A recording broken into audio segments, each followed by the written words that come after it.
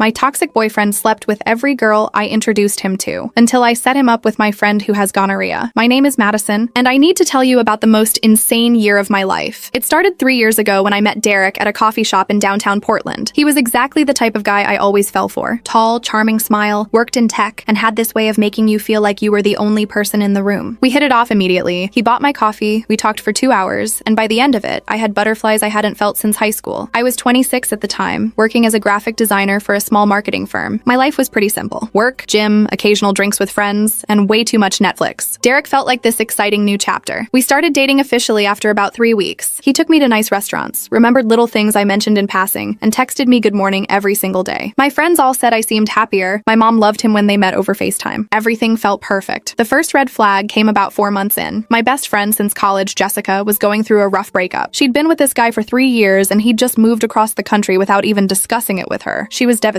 So naturally, I wanted to cheer her up. I invited her to join Derek and me for dinner one Friday night. Jessica is gorgeous. Like, objectively stunning. Long dark hair, green eyes, and this effortless style that made everyone turn their heads. But she was my best friend. We'd been through everything together. Bad boyfriends, worse jobs, family drama. She was like my sister. Dinner went great. Derek was charming and funny. Jessica laughed for the first time in weeks, and I felt like I was doing something good bringing my two worlds together. We all had a few drinks, shared some appetizers, and made plans to hang out again soon. 2 weeks later, Jessica stopped responding to my texts. At first, I didn't think much of it. She'd mentioned being busy with work, and I figured she was just processing her breakup in her own way. But then a full week went by with nothing. No responses, no calls, nothing. I started to worry. Was she okay? Had something happened? I showed up at her apartment one evening after work. I knocked for like 5 minutes before she finally opened the door. She looked terrible. Her eyes were red and puffy, and she had this look on her face that I'll never forget. Guilt mixed with shame mixed with sadness. Jess, what's wrong? I asked, pushing past her into the apartment. She just started crying, full-on sobbing. I held her for a while, completely confused, until she finally pulled away and looked at me. I did something terrible, she said. My stomach dropped. What happened? It was a mistake. I was drunk and upset, and he was just there, and who was there? What are you talking about? She couldn't look at me. Derek. I felt like the floor had disappeared beneath me. Derek? My Derek? She nodded, tears streaming down her face. It happened the night after we all had dinner. He texted me asking if I was okay, and we started talking. And then he invited me over to his place because you were working late. And Madison, I'm so sorry. It just happened. I don't remember what I said next. I think I just left. I walked out of her apartment in a daze, got in my car, and drove to Derek's place. He was home, watching TV on his couch like nothing was wrong. When I walked in, he smiled at me like he always did. Hey babe, I wasn't expecting you tonight. Did you sleep with Jessica? I asked. No build-up, no small talk. Just straight to it. His smile faltered. For a split second, I saw something in his eyes. Panic maybe, or calculation. But then he recovered. What? No. Madison, where is this coming from? She told me everything. He stood up, walking toward me with his hands out like he was approaching a scared animal. Baby, I don't know what she told you, but nothing happened. She's probably just confused because of her breakup. You know how emotional she's been. I wanted to believe him. God, I wanted to believe him so badly. But I'd seen Jessica's face. I'd seen her guilt. She's lying, Derek insisted. I would never do that to you. You're everything to me. We fought for hours that night. He swore up and down that Jessica was making it up, that maybe she had feelings for him and was trying to sabotage our relationship. He was so convincing that by the end of it, I actually started to doubt Jessica. I know how that sounds. I know. But when you love someone and they're looking you in the eye, telling you one thing while your friend is telling you another, your brain does these mental gymnastics to avoid the pain. I chose to believe Derek. I cut off Jessica completely, blocked her number, unfriended her on everything, and told our mutual friends that she'd betrayed me. Some of them took my side. Others stayed neutral or slowly drifted away. My whole social circle got messy. Derek was extra attentive after that. More date nights, more gifts, more I love yous. He made me feel like I'd made the right choice. Like Jessica had been the problem all along. 3 months went by. Things were good, or at least I thought they were. Then I introduced him to Amber. Amber was a co-worker at my marketing firm. She'd just moved to Portland from California and didn't know anyone in the city. She was sweet, a little shy, and seemed lost in the social aspects of the office. I felt bad for her eating lunch alone every day, so I started inviting her to join our little work group. We became friends pretty quickly. She was easy to talk to and genuinely kind. When she mentioned she didn't have plans for Thanksgiving and her family was all the way in San Diego, I invited her to join Derek and me at his family's dinner. Big mistake. Amber and Derek got along great. They talked about California since he'd gone to college in Los Angeles. They laughed at the same jokes. His family loved her. On the drive home, Derek mentioned how nice it was that I'd made such a good friend. The following week at work, Amber seemed different, distant. She'd avoid eye contact with me in meetings and stopped joining us for lunch. I cornered her one day in the break room. Did I do something wrong? I asked. She looked like she might cry. No, Madison, you didn't do anything wrong. Then why are you avoiding me? She bit her lip, clearly wrestling with something. Finally, she said, I need to tell you something, but you're going to hate me. My blood ran cold. No, not again. Derek and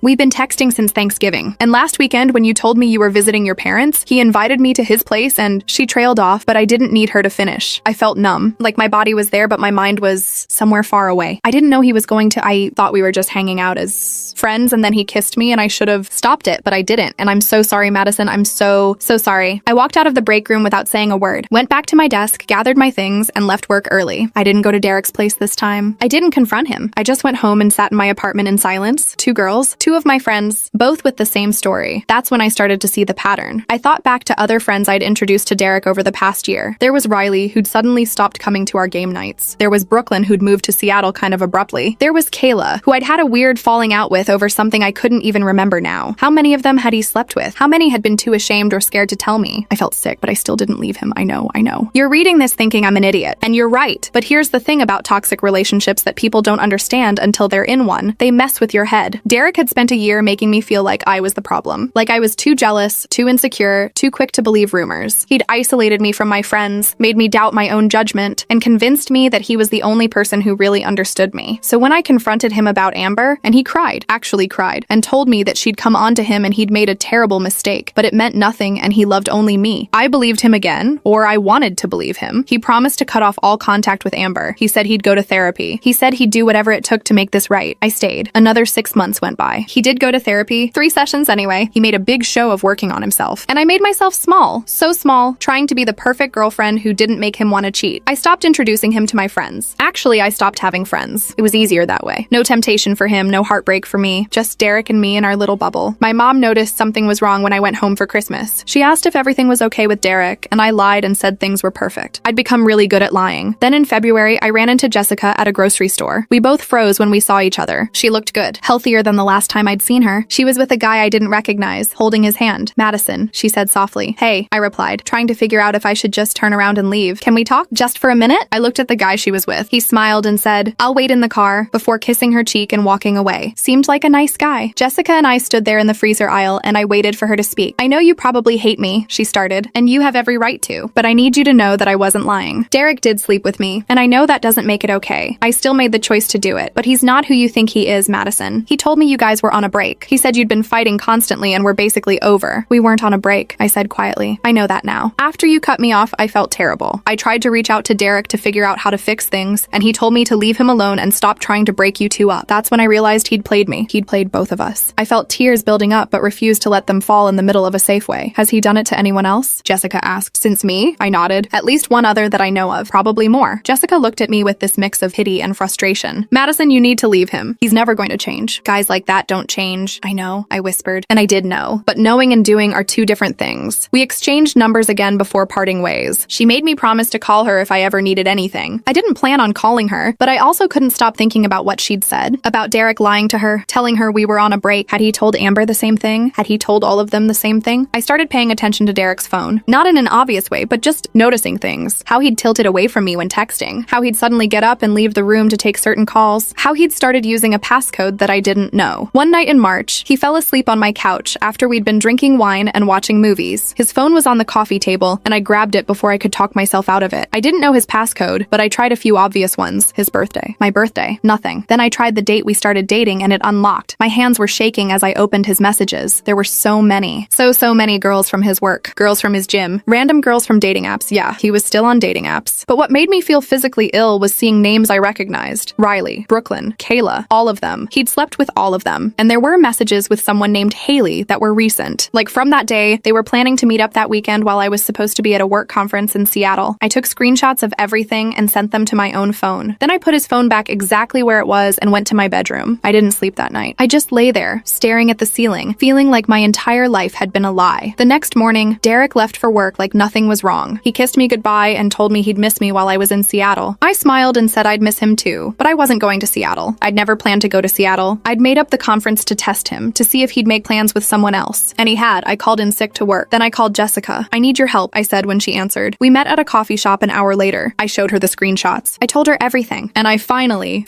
admitted that I needed to leave him. I'll help you however I can, Jessica said. Do you want me to come with you when you get your stuff from his place? Eventually, I said. But first, I want to make sure he can't do this to anyone else. Jessica raised an eyebrow. What do you mean? Here's where the story takes a turn. I didn't just want to break up with Derek and move on. I wanted him to face consequences. I wanted him to understand that actions have repercussions. And I wanted to protect other women from going through what I'd been through. I'm going to ruin him, I said simply. Jessica looked concerned. Madison, I get that you're angry, but not like that, I interrupted. I'm not going to do anything illegal or crazy. I'm just going to make sure everyone knows who he really is. I started with social media. I created a post detailing everything, the cheating, the lying, the manipulation. I didn't name names of the other women to protect them, but I was very clear about Derek's behavior. I tagged him in it and posted it to my Facebook, Instagram, and Twitter. Within an hour, the post had been shared hundreds of times. Women I didn't even know were commenting with their own stories about Derek. Apparently, I wasn't his first long-term girlfriend he'd cheated on. There was an ex from college who'd gone through something similar. Another ex from his early 20s. The post went viral in our local community. Derek's phone was blowing up. He called me 17 times in a row. I didn't answer. Then I emailed his boss at the tech company where he worked. I didn't say anything inflammatory. I just shared that Derek had been using company resources and time to meet women from dating apps and conduct affairs, and included screenshots showing him messaging women during work hours from his work computer. Yes, he'd been dumb enough to mention that in texts. His company had a pretty strict policy about personal conduct, especially anything that could be considered harassment or inappropriate workplace behavior. They launched an investigation, but I wasn't done. I reached out to every single woman whose name I'd found in his phone. I sent them all the screenshots showing that he'd been talking to multiple women at once, lying to all of them. Some didn't respond. Some thanked me. A few told me their own horror stories about him. One of them was Haley, the girl he was supposed to meet up with that weekend. She'd had no idea he had a girlfriend. When I told her, she was furious. At him, not me. She said he'd been telling her for months that he was single and looking for something serious. Haley and I actually became friends after that. She was cool. Worked in marketing like me. We got coffee a few times and bonded over what a disaster Derek was. But Derek didn't go down quietly. He made his own social media posts, calling me a crazy ex-girlfriend who was obsessed and spreading lies. He tried to turn mutual acquaintances against me. He showed up at my apartment multiple times, begging me to take him down, saying I was ruining his life. You ruined your own life, I told him through my locked door. He left threatening voicemails. He tried to get me fired from my job by calling my boss and saying I was harassing him. Thankfully, my boss was a woman who'd heard similar stories before and didn't buy his act. Eventually, Derek's company put him on administrative leave while they investigated. His social life was destroyed. All our mutual friends had taken my side once they saw the evidence, and word had spread enough in Portland's tech scene that he was basically blacklisted from the industry. He ended up moving back to Los Angeles to stay with his parents and start over. I heard through the grapevine that he'd gotten a job at some startup down there. I thought that was the end of it. I thought I'd gotten my revenge, exposed him for who he was, and could finally move on with my life. But then, about 3 months after Derek left Portland, I got a message from a number I didn't recognize. Hi, Madison. My name is Christina. I know this is going to sound weird, but I'm Derek's new girlfriend. I live in LA. I found your social media posts about him, and I need to know, is everything you said true? My heart sank. He was doing it again. Already. I called Christina immediately. We talked for over 2 hours. I sent her all the screenshots I still had saved. I told her everything. She cried. She thanked me. She said she'd been dating him for 6 weeks and already had a weird feeling something was off. Christina broke up with him that day, and she did something I hadn't even thought to do. She created a whole website about him. She called it, Is Derek Morrison Your Boyfriend? A warning. The website detailed Derek's pattern of behavior, included testimonials from me and several other women, and came up as the first result when you Googled his name. It was brutal. It was perfect. Christina and I became long-distance friends after that. She was fierce in a way I wished I'd been earlier. She made sure Derek couldn't easily victimize anyone else. Or so we thought, because 6 months later, I got another message, this time from a girl named Nicole in Denver. Derek had moved to Colorado and was up to his old tricks. Nicole had found the website before getting too involved with him, but she had a friend, Madison, yes, another Madison, which was weird, who'd already slept with him and was now ghosting her. This pattern continued. Every few months, I'd hear from a new woman in a new city. Derek kept moving, kept starting over, kept finding new victims. The website helped, but it couldn't stop everyone. Some women didn't think to Google him. Some didn't believe the warnings. Some thought they'd be different, that they could change him. It was exhausting and depressing. I'd exposed him, ruined his reputation, done everything I could think of, and he was still out there hurting people. That's when I started to feel like maybe revenge wasn't as satisfying as I'd hoped. Sure, I'd gotten him fired and run out of Portland, but so what? He'd just moved and started over. He was like a cockroach, impossible to fully get rid of. I went to therapy. I talked about Derek, about my own choices in staying with him, about the revenge and whether it had really helped. My therapist helped me understand that I'd been looking for external validation and justice when what I really needed was to heal internally and forgive myself. It helped. I started to feel better. I dated a little bit, though nothing serious. I reconnected with old friends, including Jessica, who'd been incredibly supportive through everything. I got a promotion at work. Life was actually pretty good. Then, about a year after Derek had left Portland, I met Vanessa at a party. Vanessa was loud, funny, and completely unapologetic about who she was. She worked as a bartender at a club downtown and had the best stories. We hit it off immediately and made plans to hang out the following week. Over drinks, we got on the topic of terrible ex-boyfriends. I told her about Derek. She listened intently, asked questions, and then said something that caught me off guard. Want to know something crazy? I think I might have given your ex an STD. I nearly spit out my drink. What? She laughed. Okay, so I have this theory that Derek and I hooked up about 2 years ago. You said he's tall, works in tech, has a tattoo of a compass on his shoulder? Oh my god, that's him. Yeah, we matched on Tinder and hooked up a few times. He told me he was single. Then one day he just ghosted me. But here's the kicker. I found out a few weeks later that I had gonorrhea. I texted him to let him know he should get tested and he blocked me. He gave you gonorrhea? I was stunned. Or I gave it to him. Either way, one of us was patient zero in that situation. I got treated, obviously, but I have no idea if he ever did. For all I know, he's out there spreading it around. And that's when the idea hit me. The actual revenge that would mean something. Vanessa, I said slowly. Do you still have gonorrhea? She laughed. What? No, I got that cleared up like 2 years ago. Why? Damn, I said, mostly to myself. Why would you? Oh my god. Vanessa's eyes went wide. Madison, are you thinking what I think you're thinking? I don't know what you're talking about, I said innocently. You want to give Derek an STD as revenge? I would never do that, I said. But my mind was racing. Could I? Should I? Was that completely insane? That's so messed up, Vanessa said, but she was grinning. Also kind of genius. Also completely crazy. Also, I kind of love it. It's just a thought, I said. I'm not actually going to do anything, but I couldn't stop thinking about it. Here's the thing. I'm not a vengeful person by nature. The social media posts and the email to his work had felt justified because I was just telling the truth. But actively giving someone an STD? That was different. That was potentially illegal. That was definitely unethical. But it would also be poetic justice, wouldn't it? Derek had been spreading emotional disease for years, infecting women's lives with his lies and manipulation. Maybe he deserved to deal with an actual infection for once. I told myself I wasn't going to do anything. I went home that night and tried to forget about the conversation, but then I got another message, this time from a girl named Emma in Austin, Texas. Derek had moved again. Emma had found the website, but too late. He'd already cheated on her with 3 different women and given her chlamydia. I had to call my previous partners and tell them to get tested, Emma wrote. It was humiliating. And Derek won't even respond to my messages? I don't know if he got treated or if he's out there giving it to other people. That's when I snapped. I called Vanessa. Do you know anyone who currently has gonorrhea? She was quiet for a second. Then, are you serious right now? Dead serious. Madison, I cannot be an accessory to whatever you're planning. You're right. Forget I asked. Another pause. Then, but hypothetically, if I did know someone, what would you want me to do? Introduce her to Derek, let nature take its course. Vanessa sighed deeply. You know this is crazy, right? Like absolutely batshit crazy? I know. And probably illegal? Probably. And definitely makes you as bad as him? That gave me pause. Was I as bad as Derek if I did this? Was I stooping to his level? Or was this just karma finally catching up to him? Maybe, I admitted, but I don't care anymore. He's out there hurting people, Vanessa. He gave Emma chlamydia and didn't even tell her. He's a walking biohazard. Someone needs to stop him. And that someone is you? Self-appointed STD vigilante? When you say it like that, it sounds bad. Vanessa laughed despite herself. Because it is bad, Madison. Look, I get it. I really do. But this isn't going to make you feel better. Trust me, she was probably right. But I was beyond rational thought at this point. I'd spent 2 years of my life with Derek. I'd lost friends. I'd lost time. I'd lost part of myself to his manipulation. And he was still out there, doing the same things to other women, facing no real consequences. Just think about it, I said to Vanessa. That's all I'm asking. You're insane, she said. But she didn't say no. We hung up, and I sat with my thoughts for a long time. Was I really going to do this? Was I really going to cross this line? The answer, I decided, was no. It was too far, too risky, too wrong. But then 2 weeks later, Vanessa called me. Okay, so don't get mad, she started. That's never a good way to start a conversation, I said. I have a friend. Well, a friend of a friend. Her name is Tiffany, and she might have gonorrhea. Currently. Like, right now. My heart started racing. Vanessa, listen, before you get all excited, she's going to get treated. She just found out a few days ago and has a doctor's appointment next week. But I mentioned your situation. Not any details, just that you had a toxic ex. And she said something interesting. What did she say? She said her ex gave her gonorrhea and then ghosted her when she tried to tell him. And she's been thinking about how unfair it is that guys like that face no consequences. So I told her, hypothetically, what if there was a way to make a guy like your ex face consequences? Vanessa, what did you do? Nothing. I just planted a seed. Tiffany's the one who said she'd be interested in meeting your ex before getting treated. You know, karma and all that. I couldn't believe what I was hearing. So you're saying this girl, Tiffany, would be willing to knowingly sleep with Derek while she has gonorrhea? I'm saying she's open to a conversation. But Madison, you need to think really carefully about this. Once you cross this line, you can't uncross it. She was right. This was a point of no return. If I went through with this, I was no longer the victim. I was the villain. Or maybe the anti-hero. I honestly didn't know anymore. Let me meet her, I said. I just want to talk to her. Vanessa set up a meeting for that weekend. The 3 of us met at a quiet bar on the east side of town. Tiffany was not what I expected. She was a school teacher in her early 30s, dressed conservatively, with kind eyes and a gentle demeanor. She looked like someone who'd never done anything morally questionable in her life. So Vanessa tells me you have a toxic ex who needs to be taught a lesson, Tiffany said after we'd ordered drinks. I gave her the full story. Everything. The cheating, the lying, the manipulation, the STD he'd given Emma. When I finished, Tiffany nodded slowly. My ex gave me gonorrhea and then blocked my number, she said quietly. I felt so violated. Not just physically, but emotionally. He knew he had it and didn't tell me. I had to call my sister and tell her to get tested because we'd shared drinks a few times. It was mortifying. I'm so sorry, I said sincerely. The thing is, Tiffany continued, I'm not a vengeful person. I teach second grade. I believe in kindness and forgiveness and all that, but some people don't deserve forgiveness. Some people deserve to understand what it feels like to be on the receiving end of their own cruelty. So you'd really do this? I asked. You'd really sleep with Derek before I get treated? Yeah, I think I would. Not because I want to hurt him necessarily, but because he should know what it's like. He should have to deal with the doctor's appointments, the antibiotics, the embarrassment of calling past partners. He should face at least one real consequence for his actions.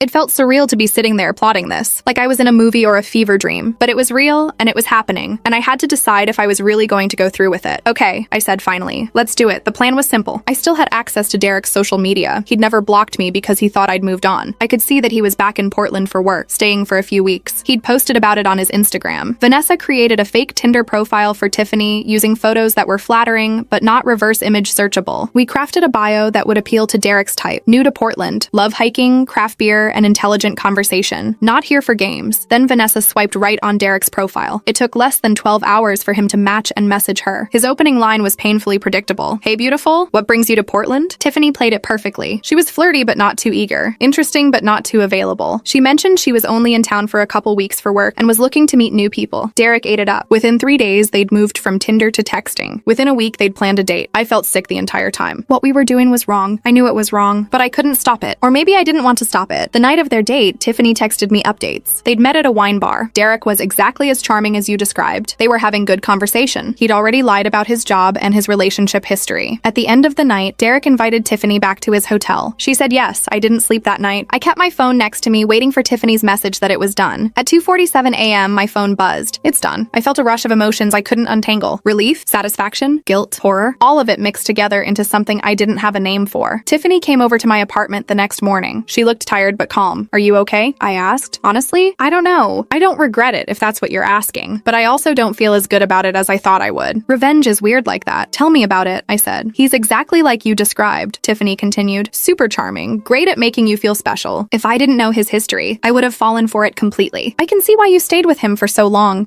Was he safe? I asked, even though I knew the answer. Tiffany shook her head. I brought condoms, but he said he didn't like using them. Said he was clean and assumed I was too. Of course he did, I muttered. I'm going to get treated this week, Tiffany said. And then I'm going to try to forget this ever happened. But Madison, I think you need to forget about Derek too. This whole revenge thing, it's not healthy. It's not going to make you feel better. I know, I said. And I did know. But knowing and feeling are different things. Tiffany left, and I sat alone in my apartment, wondering what I'd become. I'd orchestrated giving my ex-boyfriend an STD. That was who I was now. That was what Derek had turned me into. I didn't tell anyone else about what we'd done. Not Jessica. Not any of the other women Derek had hurt. It was my secret, my shame, my revenge. Weeks went by. I didn't hear anything from Derek, which wasn't surprising since we hadn't spoken in over a year. But I checked his social media obsessively, looking for, what? A post about going to the doctor? A cryptic message about karma? I didn't know. Then about 3 weeks after the date, I got a message from Emma, the girl in Austin who Derek had given chlamydia to. OMG Madison. You're not going to believe this. Derek just texted me asking if I knew any good doctors in Austin. When I asked why, he said he needed to get tested for something. I told him good fucking luck finding a doctor who'll treat him without insurance, because apparently his company dropped his coverage when they fired him. Karma is real. I stared at that message for a long time. He'd gotten tested, which meant he knew, which meant he was, presumably, getting treated, which meant the revenge had worked, in a sense. But I didn't feel triumphant. I felt hollow. The thing about revenge is that it doesn't fix anything. It doesn't undo the pain or the time you lost or the person you became. It just adds more mess to an already messy situation. Tiffany was right. Revenge is weird. It gives you a momentary sense of satisfaction, followed by a lasting sense of emptiness. I realized I didn't want to be the person who gave her ex an STD. I didn't want to be defined by Derek anymore, not even as the person who'd gotten back at him. I just wanted to move on, so I deleted his contact info. I stopped checking his social media. I blocked him everywhere I hadn't already. And I made peace with the fact that Derek would probably always be Derek, a charming, manipulative person who hurt people and rarely faced real consequences, except for the gonorrhea. He faced that consequence. Life moved on. I started dating someone new, a genuinely nice guy named Ryan who worked as a veterinarian and treated me like a human being. Jessica and I were closer than ever. My career was going well. I was happy, or at least I was getting there. Then, 6 months after the Tiffany incident, I got a Facebook friend request from someone named Rachel Morrison. I almost ignored it, but something made me click on her profile. She was older, maybe mid-50s, and her location was listed as Los Angeles. When I looked through her photos, I saw one that made my blood run cold. It was a family photo. Rachel, an older man who must be her husband, and a younger man I recognized immediately. Derek. Rachel was Derek's mother. I accepted the friend request, my heart pounding. Why would Derek's mom be adding me? Did she know about everything? Was she going to yell at me? Threaten me? A message from her popped up immediately. immediately. Hi, Madison. I know this is probably strange, but I need to talk to you about my son. Would you be willing to call me? I called her. I don't know why. Maybe curiosity. Maybe some lingering need for closure. Rachel answered on the first ring. Her voice was kind but tired. Thank you for calling, she said. I know you and Derek had a difficult relationship. I won't pretend to know all the details, but I've gathered enough from what I've seen online and what Derek's told me to understand that he hurt you badly. Mrs. Morrison, if this is about the social media posts, No, she interrupted. I'm not calling to defend Derek. I'm calling to apologize. That threw me. Apologize? Derek is my son and I love him, but I'm not blind to who he is. I've watched him hurt people his entire life. Women, friends, coworkers. He's charming and intelligent and completely self-centered. And a lot of that is my fault. I don't understand, I said. Rachel sighed deeply. His father and I divorced when Derek was 7. His father cheated on me repeatedly, flaunted it, and never faced any consequences. He'd charm his way out of every situation, and I'd take him back every time until I finally couldn't anymore. Derek learned from watching that. He learned that charisma can get you out of anything, that people are disposable, that consequences are for other people. I didn't know what to say. I've tried to talk to Derek about his behavior over the years, Rachel continued. I've begged him to go to real therapy to understand why he does what he does, but he won't. He thinks he's fine. He thinks everyone else is the problem, and I've enabled that by always being there to help him when his life falls apart. Why are you telling me this? I asked. Because I want you to know that what Derek did to you wasn't your fault. None of it was, and I want to thank you for finally making him face some consequences. The social media posts, the job loss, all of it. It's the first time in his life that his actions have really caught up with him. I don't think any of it made a difference, I said honestly. He's still out there doing the same things. I know, Rachel said sadly, but at least now there's a record. Other women can Google him and find out who he really is. That's something. And maybe eventually he'll look at himself and realize he needs to change. I doubt it, but I have to hope. We talked for about an hour. Rachel told me stories about Derek's childhood, about his father, about her own regrets as a parent. It was sad and strange and oddly healing. By the end of the conversation, I felt like I understood Derek better, even if that understanding didn't excuse anything he'd done. I hope you're doing well, Madison, Rachel said before we hung up. You seem like a lovely person. Don't let what my son did define you. Thank you, Mrs. Morrison. I'm trying not to. After that call, something shifted in me. I realized that Derek was a product of his environment, his upbringing, his father's behavior. That didn't excuse his actions, but it contextualized them. And it helped me finally let go of the anger I'd been carrying. I never told Rachel about the gonorrhea. I figured that was a secret I'd take to my grave. Only Vanessa, Tiffany, and I knew, and we'd all agreed never to speak of it again. Life continued. Brian and I got serious. We moved in together. I got another promotion. Jessica got engaged to the guy I'd met her with at the grocery store. Everything was falling into place. Then, almost 2 years after the Tiffany incident, I got one final message about Derek. It was from a woman named Lindsay. She'd seen the website Christina had made and wanted to thank me for creating it, even though I hadn't. Christina deserved all the credit for that. Because of your website, I was able to avoid Derek completely, Lindsay wrote. He tried to match with me on Bumble, but I Googled him first. When I saw everything, I not only didn't match with him, I screenshot his profile and shared it in a local women's group to warn others. Several women said they'd also encountered him and had similar experiences. We've basically blacklisted him from the dating scene here in Denver. Just wanted you to know that your bravery in speaking out probably saved a lot of women from getting hurt. I read that message 3 times, and for the first time in years, I felt like maybe, just maybe, all the drama and revenge and mess had been worth something. Not because Derek had been punished, but because other women had been protected. Because speaking out had created a ripple effect that went beyond my own pain. I never heard from or about Derek again after that. I have no idea where he is now or what he's doing. Maybe he moved to another country and started over. Maybe he finally went to therapy and worked on himself. Maybe he found someone who could tolerate his behavior. I don't know, and I don't care. What I do know is this. I wasted 2 years of my life on Derek, and I spent another year consumed by revenge. 3 years total that I'll never get back. But those 3 years also taught me about myself, my strength, my weaknesses, my capacity for both forgiveness and pettiness. They taught me what I will and won't tolerate in relationships. They taught me that revenge might feel good in the moment, but rarely provides lasting satisfaction. And they taught me that the best revenge isn't giving your ex an STD or ruining his career. The best revenge is living well, moving on, and becoming someone who would never tolerate that kind of treatment again. Though I have to admit, the gonorrhea thing was pretty satisfying too. Ryan proposed last month. We're getting married in the fall. Jessica is my maid of honor. Vanessa is a bridesmaid. Even Christina is flying out from LA to attend. We've all become this weird little support group of women who've dealt with toxic men and lived to tell the tale. Sometimes when we're all together, someone will make a joke about Derek. We'll laugh about his ridiculous lies or his terrible tattoo or the time he tried to claim he'd invented some tech thing that already existed. The jokes have lost their edge now. They're just funny stories about a guy who turned out to be a disaster. And sometimes, late at night when I can't sleep, I wonder if Derek ever thinks about me, if he ever regrets what he did, if he ever got that gonorrhea treated, or if he's still out there spreading it around like he spread his lies. But mostly, I just don't think about Derek at all anymore. And that, more than any revenge I could have planned, is the real victory. Though if I'm being completely honest, I still check the website Christina made about once a year, just to see if there are any new comments. The most recent one, from 3 months ago, was from a woman in Miami who wrote, "Derek Morrison tried to match with me on Hinge. Thanks to this site, I dodged a bullet. Keep fighting the good fight, ladies. Yeah, we will."